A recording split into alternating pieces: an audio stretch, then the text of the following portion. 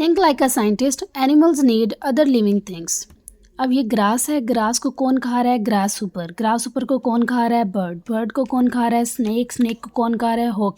तो इस तरह से एनर्जी यहाँ से यहाँ, यहाँ से यहाँ, फिर एट द एंड हमारे पास हॉक तक ट्रांसफ़र हुई है। सब एक दूसरे को खा रहे हैं।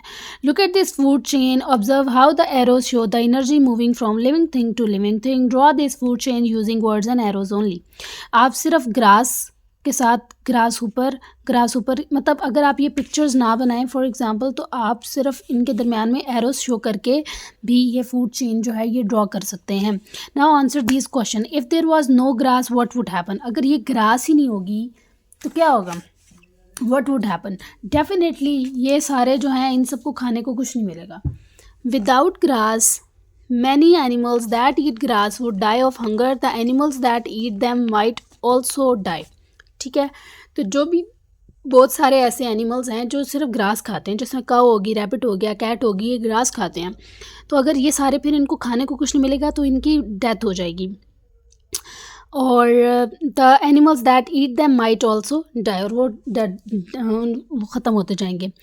If the weather was very cold and the snakes all hide underground, what might happen to the hawks. आपको पता है जब विंटर होता है, जब बहुत ज़्यादा सर्दी होती है तो स्नैक्स हाइबरनेट हो जाते हैं, यानी ये अपने बिलों में चले जाते हैं। फिर जैसे ही मौसम अच्छा होता है ये बाहर वापस आ जाते हैं। तो अगर ये सारे स्नैक्स सर्दियों में अंदर चले जाएं तो क्या होगा? What might happen to the hawks? तो hawks का क्या होगा, क्योंकि hawks तो eggs को खा रहे हैं। If the weather was very cold and the snakes all hide underground, the hawks would have less food. So many might die. So बहुत सारे जो हैं hawks वो ख़त्म हो जाएंगे, उनकी डेथ हो जाएगी क्योंकि उनको खाने को नहीं मिलेगा। How am I doing? Some humans eat good goat meat, मतलब बकरी का गोश्त खाते हैं। Draw a food chain beginning with a producer and include a goat and human. So आपने इसकी एक फूड चेन ड्रॉ करनी है इन तीन चीज़ों को यूज़ करते हुए।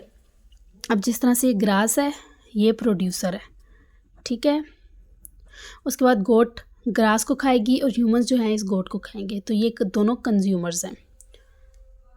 Next, science help us to look at living things in new ways. ठीक है, साइंस हमारी हेल्प करती है चीज़ों को ऑब्जर्व करने में।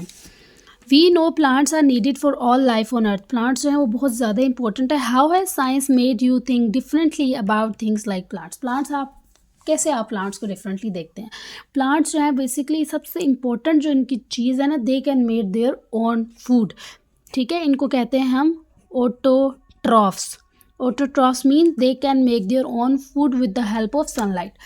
Okay, they can make their own food through photosynthesis, communicate with each other and even adapt to their environment. और ये अपने environment के according act करते हैं, जैसे environment होता है वैसा behave करते हैं।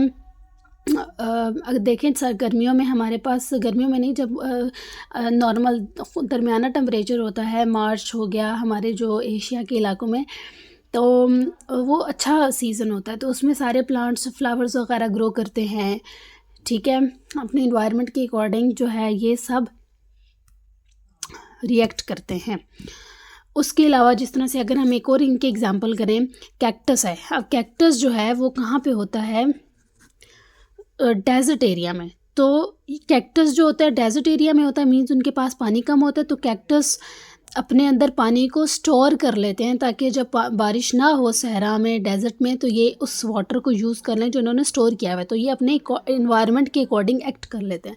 So in this way plants are very interesting living thing which help other living things to survive. यानी हम सब ग्रास पे डिपेंड कर रहे हैं, खाने पे डिपेंड कर रहे हैं, वेजिटेबल्स सब प्लांट्स है ना, एंड इनडायरेक्टली और directly we all depend on these living things.